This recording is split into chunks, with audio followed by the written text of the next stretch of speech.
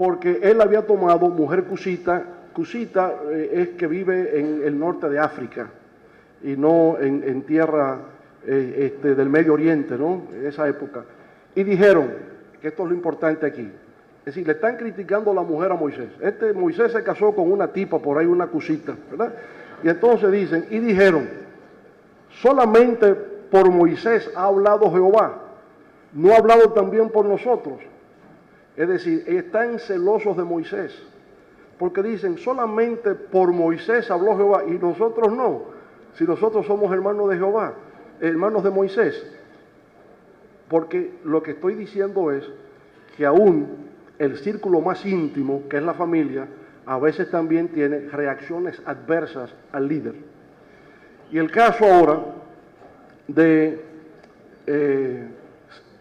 Coré, la rebelión de Coré. Coré, Datán y Abiram son tres, ¿verdad?, que cuestionan el liderazgo de Moisés y la elección de Aarón como sumo sacerdote. Y lo dicen con estas palabras. Y se juntaron contra Moisés y Aarón y le dijeron, basta ya de vosotros. O sea, ya usted tiene mucho tiempo dirigiendo esto, ya, quítate tú para ponerme yo. Es lo que le están diciendo.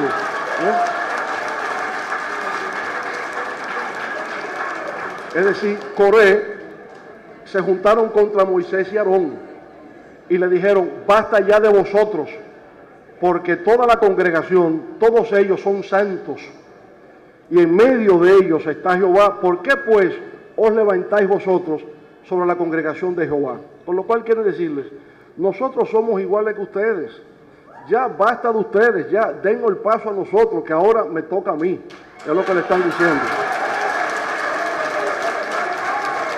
Bueno, pero ¿qué pasó con esto? ¿Cómo lo interpretó Dios?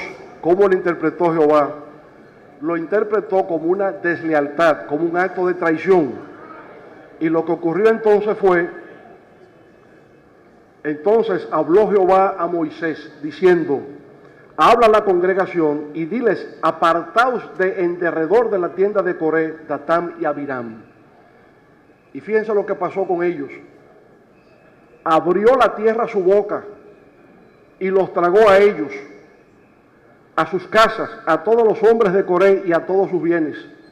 Y ellos con todo lo que tenían descendieron vivos al Seol, al infierno, y los cubrió la tierra y perecieron de en medio de la congregación.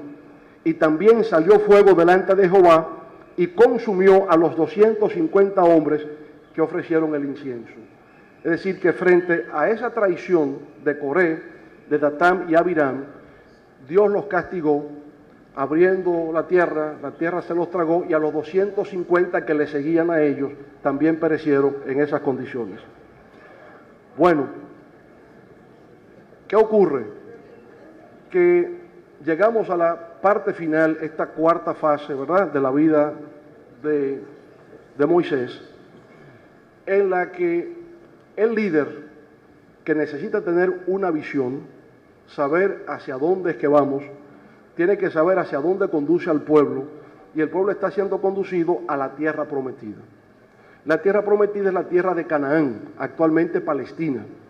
Entonces salieron de Egipto, cruzaron el desierto, 40 años cruzando el desierto, en medio de dificultades para llegar a la tierra de Canaán.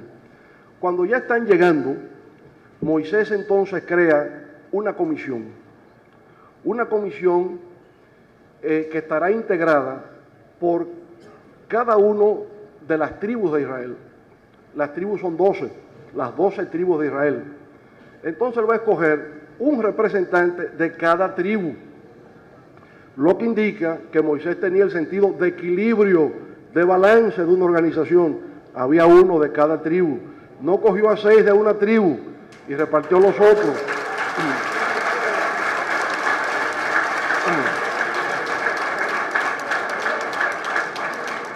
El sentido de representación y equilibrio. Escoge uno de cada tribu. ¿Con qué finalidad? De que puedan ir a Canaán, se vayan adelante, para presentar un informe acerca de las condiciones del terreno para ver si el pueblo hebreo puede entrar. Estos 12 van, recorren todo Canaán y vuelven con un informe. Y en el informe crean el pesimismo y dicen, no podemos ir a Canaán, la tierra prometida, eso no existe, porque ahí hay unos gigantes y unos tipos que son fuertes, y tan pronto entremos nos van a desbaratar a todos, nos van a destruir, y no es posible, eso es un mito, eso es falso, la tierra prometida no existe. Y ya están al borde de llegar, solamente 2 se oponen a eso, Caleb y Josué. Dice, eso no es verdad lo que ellos están diciendo, eso no es cierto que sea así, pero la gente en ese momento son 10 contra 2, no escuchan. Y una vez más la gente está lanzando murmuraciones contra Moisés, destruyendo el liderazgo de Moisés.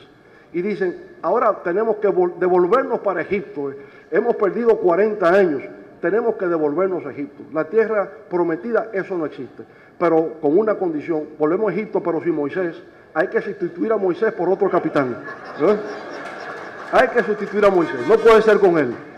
Moisés nos ha traicionado, nos prometió la tierra prometida y eso no existe. Queremos a otro que nos dirija. Bueno, pero en eso, una vez más, Dios se enoja y hace ver que no es como dicen los 10 que dieron el informe falso, sino como decían los 2 que dieron el informe de que hay esos hombres grandes, pero con la protección de Dios se les va a vencer y ellos entrarán en razón de que el pueblo hebreo habitará en tierra de Canaán. Bueno, finalmente, entonces Dios reacciona frente a los 10 informantes pesimistas y los destruye también. Y solamente queda Caleb y Josué. ¿Y qué va a pasar con Josué?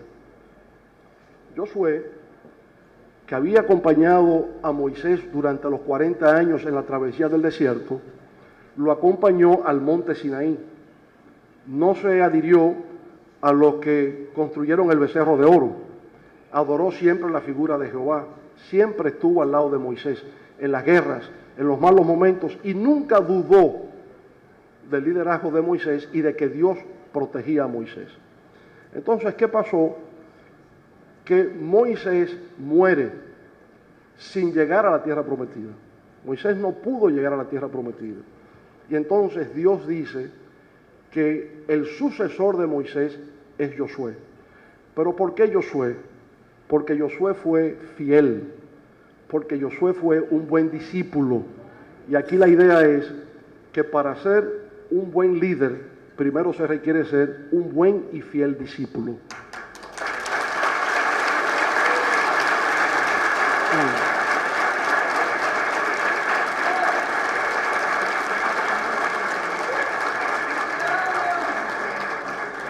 Ahora, veamos esto. Les he contado la historia en general. Ocurrió 3.500 años atrás. Increíble que todos los elementos del liderazgo se vieran 3.500 años atrás. Podemos hacer un resumen. Primera condición, asumir una causa. La que sea, pero tiene que asumir una causa. Porque el liderazgo no es una cosa que se decide en función de la vanidad. Lo que importa no es la figura del líder, lo que importa es la causa que se defiende. Entonces tiene que asumir la causa. Asumir la causa va a implicar riesgos para la persona que lo hace. Va a significar perder su confort. El liderazgo no se traduce en aplausos. El liderazgo no es una cosa de que la gente sienta una adoración. El liderazgo va a implicar privaciones, va a implicar sacrificios, va a implicar momentos difíciles de amarguras. Eso es lo que es el liderazgo. La gente lo cree al revés, cree que el liderazgo es placer, liderazgo es privación y sacrificio. El líder tiene que tener una visión. ¿Qué es lo que se quiere lograr? En el caso de Moisés, llegar a la tierra prometida. En el caso del profesor Juan Bosch, la liberación del pueblo dominicano.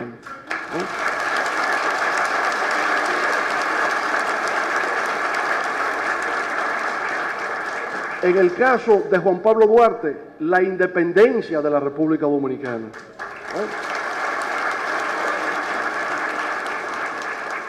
En el caso de Gregorio Luperón, luchar contra la anexión a España y volver a la independencia de la República.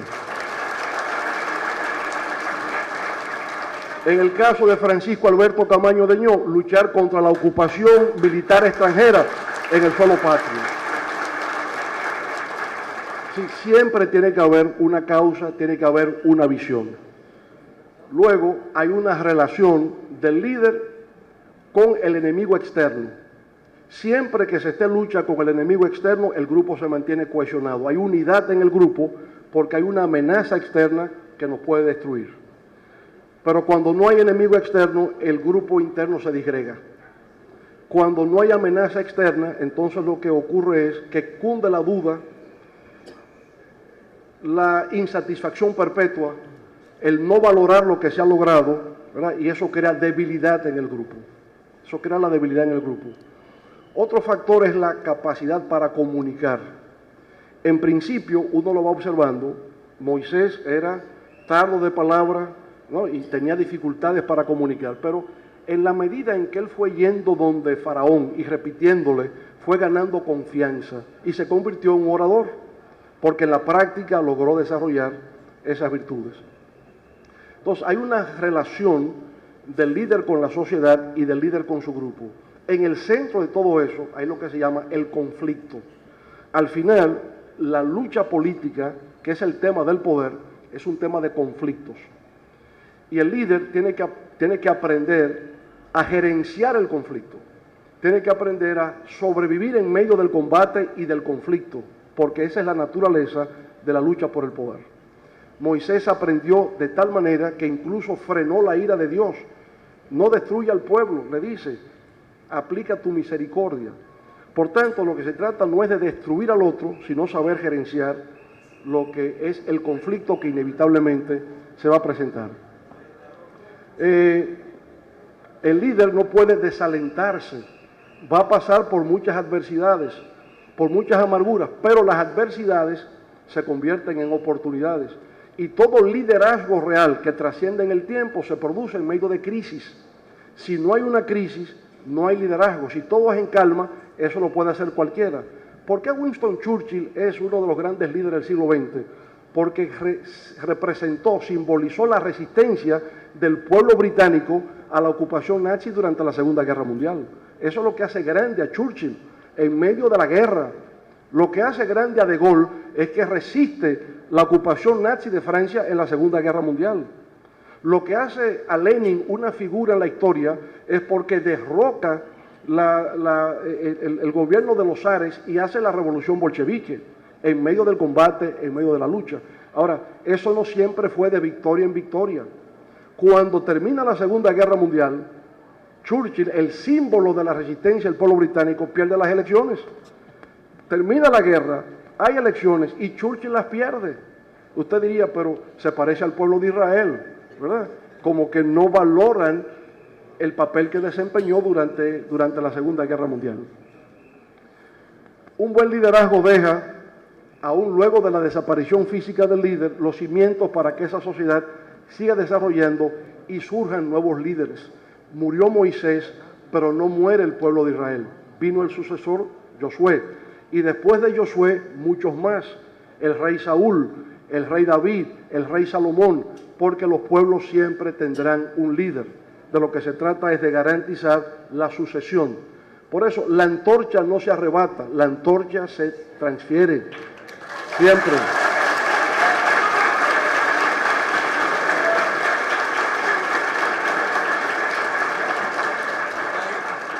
Por tanto, en Moisés vamos a encontrar dos condiciones. Primero es un libertador, porque liberó a un pueblo que estaba en la esclavitud y lo convirtió en hombres libres.